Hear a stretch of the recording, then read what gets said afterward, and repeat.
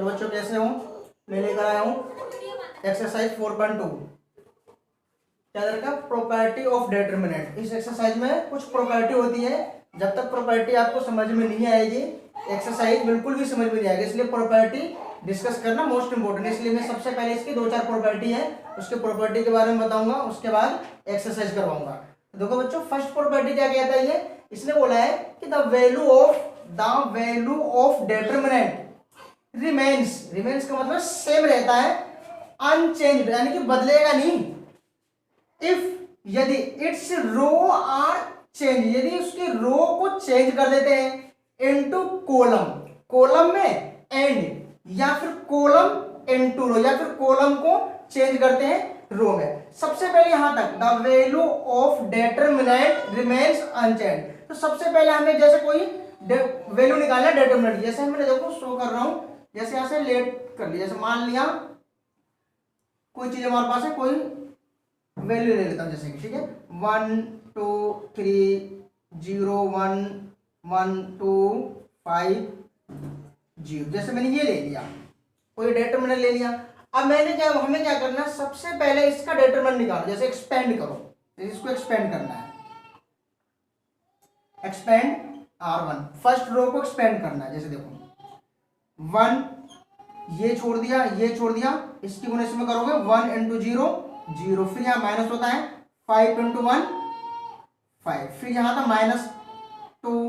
अब देखो ये लाइन पूरी छोड़ दी, ये लाइन पूरी छोड़ दिया, इसकी गुणा इसमें कर दो 0 इंटू 0 0, इसकी मल्टीप्लाई इसमें कर दो -2, फिर यहाँ था +3 ले लिया। अब क्या करना बच्चों, ये छोड़ दिया, ये छोड़ दिया, इसकी मल्टीप्लाई इसमें 0 इंटू 5 0, -2 इंटू 1 2। अब इसको सिंप्लीफाई करो, 0 में से 5 गया तो -5, -5 की मल्टीप्लाई 1 में करोगे तो -5। सेम बच्चों 0 में से 2 गया तो -2, और -2 और -2 की मल्टीप्लाई करोगे तो +4। फिर इसमें आ गया 0 में से 2 गया -2 की मल्टीप्लाई 3 में करोगे तो -6। अब यहाँ बच्चों क्या आ गया, -5 और -6 -11 +4, कितना आ गया -7। ये आ गया आपके पास डिटरमिनेंट की वैल्यू आ गई, बोलते ना द वैल्यू ऑफ डिटरमिनेंट कितना आ गया, -7 आ गया, ठीक है। अब यहाँ क्या लिखा है कि रिमेन्स अनचेंज्ड, चेंज नहीं होगा if its row are change, यदि इसकी रो को चेंज कर दो इनटू कॉलम में, या फिर कॉलम को चेंज कर दो रो में। जैसे देखो नाउ इंटरचेंजिंग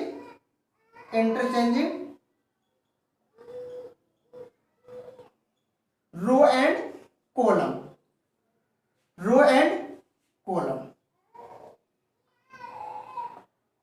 अब देखो बच्चों, जैसे इसको चेंज किया तो इसको मैंने सिंबल लेकर del1 जैसे ले लिया मैंने, ठीक है। अब क्या किया मैंने, यहां से रो को कॉलम में चेंज करो, जैसे देखो ये फर्स्ट रो है, फर्स्ट कॉलम, सेकंड रो है, सेकंड कॉलम, थर्ड रो है, थर्ड कॉलम। अब इसको एक्सपेंड करो,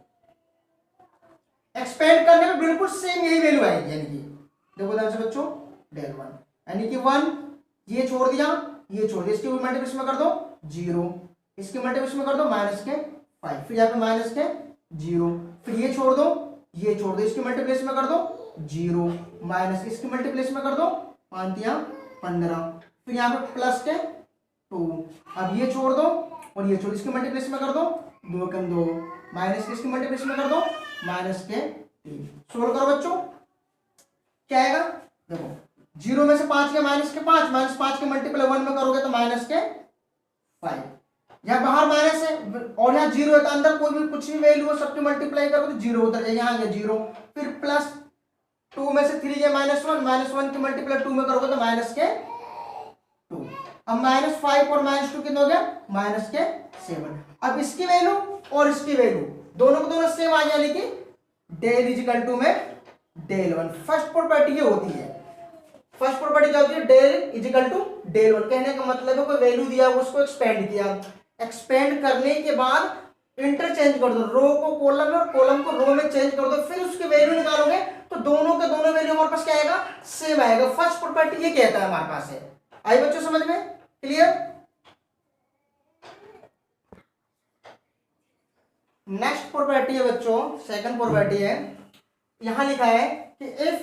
2 रो और कॉलम ऑफ डेटर्मिनेंट, क्या लिखा है, 2 रो और कॉलम, या 2 रो या 2 कॉलम, सबको इंटरचेंज नहीं करना है, ओनली 2 रो या 2 कॉलम के लिखा है। इफ 2 रो और columns of a determinant are interchanged, the sign, यानी कि बच्चों the sign of the determinant is change, केवल साइन चेंज होगा। कहने का मतलब है जैसे कि यहाँ पे कोई जैसे ये आ जाएगा डेल इजिकल टू माइनस, इससे पहले वाले सब में निकाला था डेटर्मिनेंट की वैल्यू -7 आया था, तो दूसरी बार में जो निकाला वो तो +7 आता। जैसे कि देखो ध्यान से एग्जांपल ले लेता हूँ, जैसे कि यहाँ से कोई वैल्यू ले लिया मैंने डेटर्मिनेंट की 1 0 1 2 1 3 1 2 4, जैसे मेरे को वैल्यू ले लिया अपने तरफ से, ठीक है बच्चों। अब इसको एक्सपेंड करो, जैसे मैं इसको एक्सपेंड करता हूं, फर्स्ट रो की देखो 1, ये छोड़ दिया, ये छोड़, इसके मल्टीप्लिकेशन में कर दो 4 और 6, फिर यहां आएगा माइनस के 0, फिर ये छोड़ दिया, ये छोड़ दिया, इसके मल्टीप्लिकेशन में कर दिया 8, इसके मल्टीप्लिकेशन में कर दिया 3, फिर यहां +1, ये छोड़ दिया बच्चों, ये छोड़ दिया, इसके मल्टीप्लिकेशन में कर दिया 4 माइनस के 1, सिंप्लीफाई करो, 4 में से 6 गया माइनस के 2, -2 की मल्टीप्लाई 1 में करोगे तो माइनस के 2, फिर यहां 0 है बाहर, तो अंदर मल्टीप्लाई कर दोगे तो 0 आ जाएगा, फिर यहाँ पे 4 में से 1 गया 3, 3 की मल्टीप्लाई 1 में करोगे तो प्लस के 3, अब यहाँ क्या आएगा -2 और +3, यानी कि प्लस का 1, ठीक है बच्चों। अब प्लस का 1 आया, अब यहाँ लिखा है क्या है, इफ 2 रो और कॉलम, कोई सा भी 2 रो या 2 कॉलम को हमें इंटरचेंज करना है, इंटरचेंज करने के बाद जब उसको एक्सपेंड करोगे तो यहाँ प्लस का 1 आया है तो माइनस का 1 आएगा, केवल साइन चेंज होगा। अगर यहाँ माइनस का 1 आया है आता तो वहां पर प्लस का 1 आता, बस केवल साइन चेंज होता है। अब देखो ध्यान से बच्चों, जैसे क्या ले लिया मैं, interchanging, interchanging 2 row and column, देखो कहने का मतलब ये ले लिया मैंने डेल 1, आप रो ले लो या कॉलम ले लो, किसी भी 2 रो पे इंटरचेंज कर सकते हो या 2 कॉलम को इंटरचेंज कर सकते हो। जैसे देखो मैं रो ले लेता हूं, जैसे कि फर्स्ट रो और सेकंड रो, इसको चेंज कर देता हूं, देखो ये सेकंड रो है, फर्स्ट लिख दिया, फर्स्ट रो है सेकंड में लिख दिया 1 2 4, आप किसी को भी कर सकते हो, इन दोनों को कर सकते हो, इनको कर सकते हो, कॉलम भी कर सकते हो, मर्जी है आपकी, जिसको करना चाहते हो, केवल 2 ही करना है, या तो 2 रो के इंटरचेंज कर दो या 2 कॉलम के इंटरचेंज कर दो, 2 ही करना है हमारे पास है। अब देखो बच्चों, अब इसको एक्सपेंड कर दो, जैसे कि ये ले ली, ये छोड़ दिया, और ये इसकी मल्टीप्लेस में क्या 0, इसकी मल्टीप्लेस में क्या -2, फिर यहाँ पे -1, यानी कि ये छोड़ दिया और ये छोड़ दिया, इसकी मल्टीप्लेस में 4, इसकी मल्टीप्लेस में 1, फिर प्लस के 3, ये छोड़ दिया, ये छोड़ दिया, इसकी मल्टीप्लेस में बच्चों 2, इसकी मल्टीप्लाई 1 की 0, अब क्या आएगा बच्चों, यहाँ से 0 में से 2 गया -2, -2 की मल्टीप्लाई 2 में करोगे तो -4, फिर यहाँ पे देखो 4 में से 1 गया 3, 3 की मल्टीप्लाई 1 में करोगे तो -3, प्लस 2 में से 0 गया, क्या आएगा 0, सॉरी 2, और 3 की मल्टीप्लाई 2 में करोगे 6, अब यहाँ क्या है बच्चों 4 -3 -7 और यहाँ प्लस के 6, क्या आ गया यहाँ पे -1, तो क्या आएगा बच्चों यहाँ पे डेल इजिकल टू -डेल1, केवल साइन चेंज होगा। देखो इसका प्लस का 1 आया था, इसका माइनस का 1 आ गया, अगर इसका माइनस का 1 आता तो इसका प्लस का 1 आता है इंटरचेंज करने पर, ये होती है सेकंड प्रॉपर्टी, ये बोलता है हमारे पास है। क्लियर बच्चों, उम्मीद करता हूं समझ में आ गया होगा। ठीक, नेक्स्ट प्रॉपर्टी बच्चों, प्रॉपर्टी नंबर 3, ये प्रॉपर्टी सबसे ज्यादा इंपॉर्टेंट प्रॉपर्टी, क्योंकि इस प्रॉपर्टी के बेस पे ही सम आते हैं, क्योंकि जब तक ये प्रॉपर्टी आपको समझ में नहीं आएगा आगे एक्सरसाइज में जो सम है वो आपको करना हो तो जाएगा, बट थोड़ा डिफिकल्ट लगेगा। कहने का मतलब है एक्सरसाइज में जो भी सम दिया होगा इस प्रॉपर्टी पे लिखा होगा विदाउट एक्सपेंडिंग, यहां लिखा होगा बच्चों विदाउट एक्सपेंडिंग,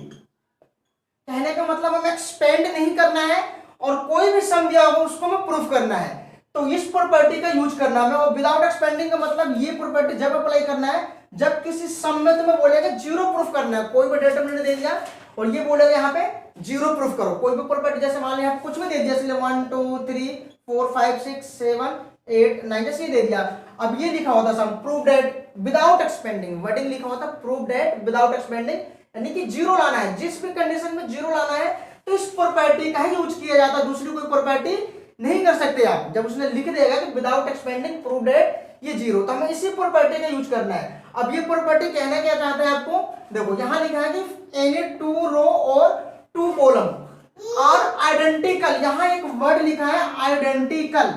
और आइडेंटिकल का मतलब होता है सेम एलिमेंट, आइडेंटिकल का मतलब होता है सेम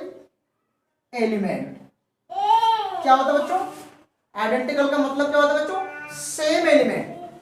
अब जैसे देखो आइडेंटिकल तो लिख दिया मैंने सेम एलिमेंट, अब सेम एलिमेंट कैसे होगा, अब देखो बच्चों जैसे कोई मैं एग्जांपल लेता हूं, जैसे कि अपने तरफ से, जैसे मैंने ये ले लिया 1 4 5 2 6 8 1 4 5। अब देखो जैसे मैंने ये ले लिया यहां पे, अब यहां देखो बच्चों फर्स्ट रो 1 4 5, थर्ड रो 1 4 5, यानी कि फर्स्ट रो और थर्ड रो के एलिमेंट सेम है। जब ये फर्स्ट रो और थर्ड रो दोनों रो के एलिमेंट अगर सेम होंगे तो ये आइडेंटिकल वाली प्रॉपर्टी आनी थी। तब इस कंडीशन में हमें एक्सपेंड नहीं करना है, डायरेक्ट लिख देना जीरो, डायरेक्ट लिख देना क्या जीरो। जैसे रो हो गया, इसी तरीके से कुछ भी हो सकता है, जैसे 2 4 6 2 4 6 1 3 4, क्या है बच्चों। अब देखो यहां पे देखो फर्स्ट रो और सेकंड रो ये सेम है तो क्या बनेगा जीरो। इसी प्रकार से कॉलम को भी लिख सकते हो आप, जैसे कि ले लीजिए यहां पे कुछ भी ले सकते हो 1 4 6 1 2 3 2 4 6। अब यहां देखो फर्स्ट कॉलम और थर्ड कॉलम दोनों पे एलिमेंट सेम सेम है, ठीक है, इसलिए इसके डेट क्या मिल जाएगा जीरो। डायरेक्ट लिखना क्या होता है, बस एक लाइन लिखना होता है, जैसे कि इसी में लिख देता हूं। जैसे क्या होता है हमारे बच्चों, ये C1 and C3 are identical, then उसके बाद क्या लिखना, डायरेक्ट जीरो, इसको एक्सपेंड करने की जरूरत ही नहीं है। अगर मैं प्रूफ करके दिखा दूं, अगर इसको एक्सपेंड करता हूं, जैसे देखो ध्यान से बच्चों, जैसे कि मैं आपको बता देता हूं, जैसे मैं इसको एक्सपेंड कर देता हूं, इसको छोटी वैल्यू ले लेता हूं, जैसे कि सिंपल देखना बच्चों, जैसे 1 0 1 2 3 4 1 0 1, जैसे ये ले लिए, ये दोनों सेम है ना। अब इसको एक्सपेंड करना बच्चों, देखो क्या लेना, 1 ये छोड़ दिया, ये छोड़ दिया, इसकी मल्टीप्लेस में कर दो 3, इसकी मल्टीप्लेस में कर दो 0, फिर यहां था माइनस के 0, ये छोड़ दिया बच्चों, ये छोड़ दिया, इसकी मल्टीप्लेस में कर दो 2, इसकी मल्टीप्लेस में कर दो माइनस के 4, फिर यहाँ पे प्लस 1, ये छोड़ दो, ये छोड़ दो, इसकी मल्टीप्लेस में कर दो बच्चों 0, इसकी मल्टीप्लेस में कर दो माइनस के 3, 1 में 3 में से 0 गया 3, इसे मल्टीप्लाई करोगे 3, बाहर 0 है, अंदर कुछ भी दिया गया 0, 0 में से 3 के तो माइनस के 3 के मल्टीप्लाई 1 में तो माइनस के 3। अब देखो प्लस का 3 माइनस का 3 कट जाएगा, क्या आएगा 0। तो एक्सपेंड करने की हमें कोई जरूरत ही नहीं है, जब ये प्रॉपर्टी ही दिया है हमारे पास है कि इफ एनी टू रो और two column are identical then the value of the determinant is zero, direct zero हो जाएगा। हमें एक्सपेंड करने की जरूरत नहीं, इस कंडीशन में डायरेक्ट लिखना है आपको, जैसे कि C1 and C3 are identical, तो डेल लिख करके जीरो लिख देना है डायरेक्ट। जब रो हो तो रो लिख, जो सेम एलिमेंट हो रो के होंगे तो रो लिख देना, कॉलम के होंगे कॉलम लिख देना, फिर उसके बाद लिख देना डायरेक्ट ये जीरो। क्लियर बच्चों, क्लियर बच्चों। नेक्स्ट प्रॉपर्टी नंबर 4 क्या लिखा है, if each element in a row और कॉलम, क्या लिखा है, each element in a row और column of a determinant is multiplied by the same factor, then the determinant is multiplied by that factor, उसी number का factor होगा। कहने का मतलब है कि कोई भी डिटरमिनेंट में कोई वैल्यू है, ठीक है, उसकी रो और या कॉलम में किसी में भी एक वैल्यू से मल्टीप्लाई करो, कोई कुछ भी वैल्यू ले लो, उससे वैल्यू से मल्टीप्लाई करो, ठीक है, फिर उसको एक्सपेंड करोगे तो जिस वैल्यू की मल्टीप्लाई किया है लास्ट में वही उसका फैक्टर आएगा। जैसे कि देखो ऐसे में बताते हैं एग्जांपल लेकर के बच्चों, जैसे कोई वैल्यू ले लिया यहां से मैंने, जैसे 1 2 1 3 1 2 1 4 1, जैसे मैंने कोई वैल्यू ले लिया, ठीक है। अब मैं क्या करता हूं, सबसे पहले इसको एक्सपेंड करता हूं बच्चों, एक्सपेंड R1 फर्स्ट रो को या फर्स्ट कॉलम किसको करूंगा, R रो को कर दिया, R1 को कर दिया बच्चों। अब देखो 1 ये छोड़ दिया, ये छोड़, इसकी मल्टीप्लिकेशन में किया 1, इसकी मल्टीप्लिकेशन में कर दिया 8, फिर यह माइनस का 2, ये छोड़ दिया और ये छोड़ दिया, इसकी मल्टीप्लिकेशन में 3, इसकी मल्टीप्लिकेशन में 2, फिर यहां पर कर दिया बच्चों प्लस 1, ये छोड़ दिया और ये छोड़ दिया, इसकी मल्टीप्लिकेशन में 12, इसकी मल्टीप्लिकेशन में 1, ये 1 है बच्चों 1,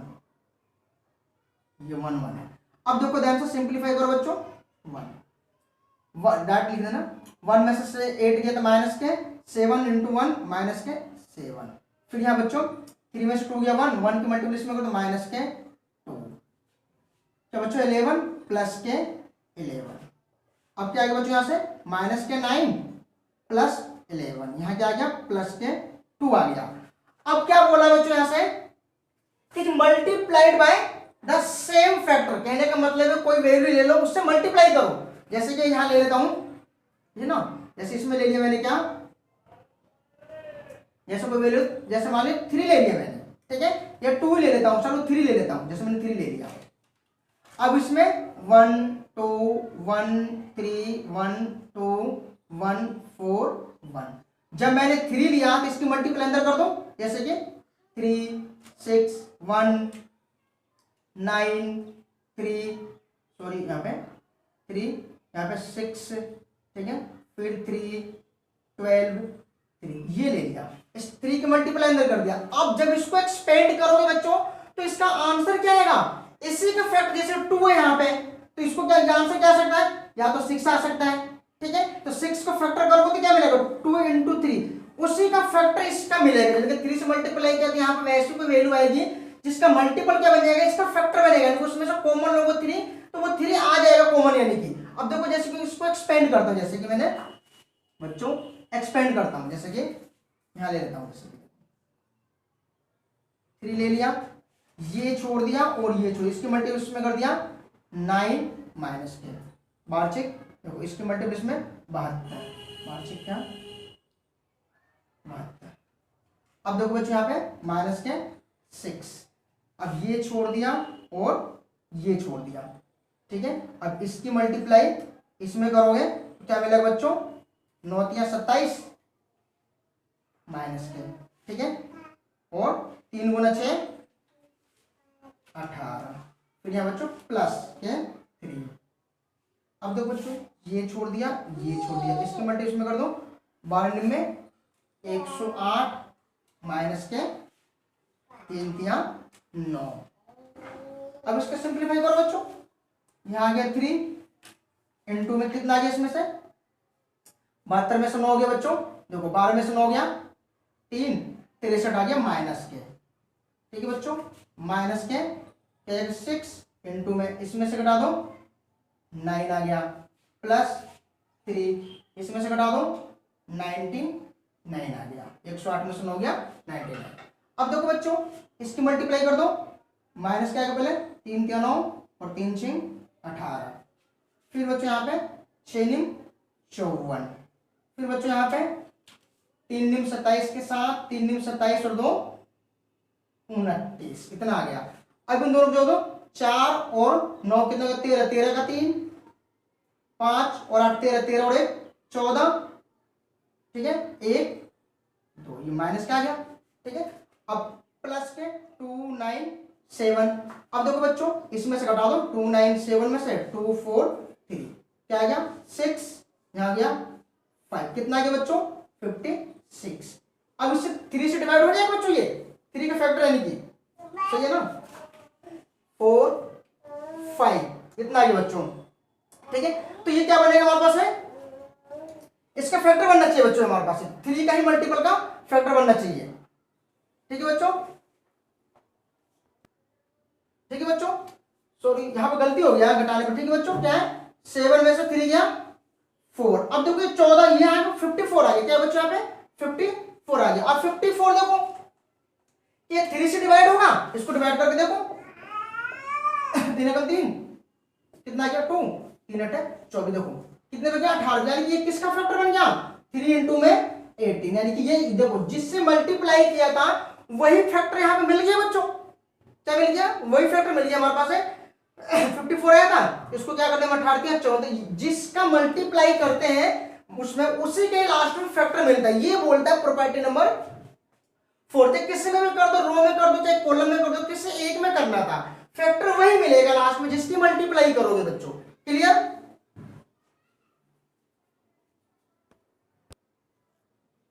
नेक्स्ट प्रॉपर्टी आती है बच्चों, नेक्स्ट प्रॉपर्टी है प्रॉपर्टी नंबर 5। देखो बच्चों इसने बोला क्या है, इफ ईच एलिमेंट ऑफ 2 और कॉलम, सॉरी ऑफ रो और column of a determinant is expressed as a sum of 2 terms, या फिर मोर देन 2 से ज्यादा भी हो सकते हैं, then the determinant can be expressed as sum of 2 और मोर डिटरमिनेंट, 2 या उससे ज्यादा। जैसे देखो एग्जांपल लेकर के ऐसे, जैसे मैंने कोई ये ले लिया, जैसे बच्चों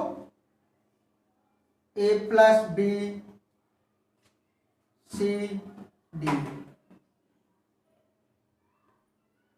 और यहां पे कुछ भी a plus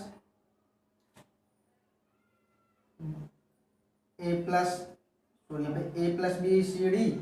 e plus h ले लिया और n ले लिया, यहाँ पे k ले लिया, यहाँ ले लिया t प्लस d ले लिया, यहाँ आ गया j ले लिया यहाँ पे।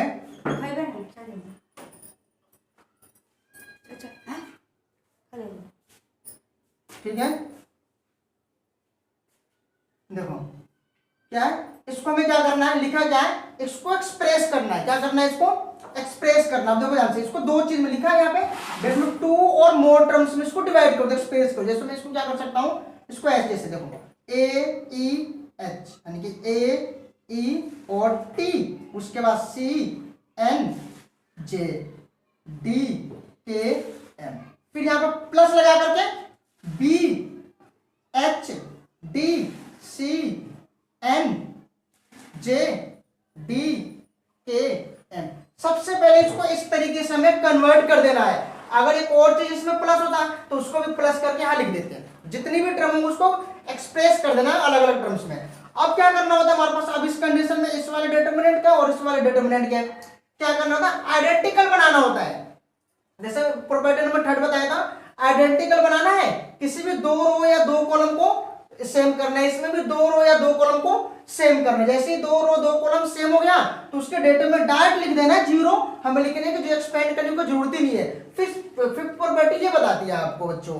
आई बात समझ में। एक और बता दूं, जैसे कि देखो ये दे रखा डिटरमिनेंट, हमें इसको अलग अलग भागों में ब्रेक कर लेना है। इसमें 2 डिटरमिनेंट का फॉर्म हो गया, अब दोनों में हमें क्या करना है बच्चों, आइडेंटिकल बनाना है। और आइडेंटिकल जैसे बन जाएगा, ठीक है, उसके बाद क्या लिखना डायरेक्ट, जैसे 0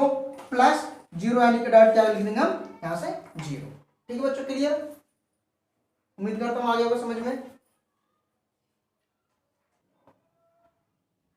बच्चों लास्ट प्रॉपर्टी है प्रॉपर्टी नंबर 6, इंपॉर्टेंट नहीं है बट इस पे कोई सम आता नहीं है, फिर भी बता देते हैं क्या पता है। देखिए इधर रखा है, the value of a determinant is unaltered if to each element of any row और कॉलम बी एडिड, यानी कि ऐड करते हैं सम मल्टीप्लाई, उसको ऐड करना है और कुछ वैल्यू से मल्टीप्लाई करना है। जैसे वो के ले लिया, ठीक है, इफ नॉट इक्वल टू 0, के की वैल्यू 0 नहीं होना चाहिए, of the corresponding element of any other row और कॉलम। जैसे कि देखो ऐसे मैंने एग्जांपल ले लिया, जैसे ये कोई मैंने डिटरमिनेंट की वैल्यू ले लिया बच्चों, ठीक है। अब मैंने क्या किया, इस वाले में सेकंड कॉलम में कोई मल्टीप्लाई, कोई वेरिएबल जैसे के लिया था, जैसे मान ले इसमें के से मल्टीप्लाई कर दिया और इसको ऐड कर दिया C1 को, तो ये बन गया हमारे पास। बाकी ये ऐसे और ये ऐसे, इसको मैंने इस तरीके से ले लिया, यहां लिखा है ना, ठीक है, एडिड सम मल्टीप्लाई, यानी कि ऐड कर दिया फर्स्ट कॉलम को, और बी में क्या कर दिया मैंने, के से मल्टीप्लाई करके कॉलम में, ठीक है, C2 कॉलम में, और उसको इसके साथ ऐड कर दिया, तो ये बन गया हमारे पास है। ये और ये ऐसे उतर गया हमारे पास है। अब क्या कि ये वाला प्रॉपर्टी मैंने बताया था, प्रॉपर्टी नंबर 4 थी जो, इसको सबसे पहले क्या करना, अलग अलग ब्रेक कर लेना। जैसे कि देखो ये फिर ये एक साथ आ गया, फिर प्लस लगा करके ये और ये एक साथ आ गया। अब इसमें से मैंने क्या किया, इसको किस तरह डिवाइड कर दिया, ये डेल मान लिया, इसको डेल वन, देखो ये वैल्यू में से डेल के बराबर आ जाती है, और ये हमारे पास क्या है, डेल वन ले लिया। अब डेल वन की वैल्यू इसमें से मैं के कॉमन ले लूंगा, यहां से वही प्रॉपर्टी अप्लाई होती है। तो 6 प्रॉपर्टी यही कहती है हमारे पास, जिस जो भी सम दिया गया सबसे पहले इसको अलग अलग ब्रेक कर लो, उसके बाद इसमें जो प्रॉपर्टी अप्लाई होगी उसको अप्लाई कर दो, इसमें जो बनता है उसके साथ इसके हम अप्लाई कर दो, उसके बाद क्या करना, वहां से आंसर आ जाएगा। क्लियर बच्चों? लाइक और सब्सक्राइब करना मत भूलना बच्चों, कर देना।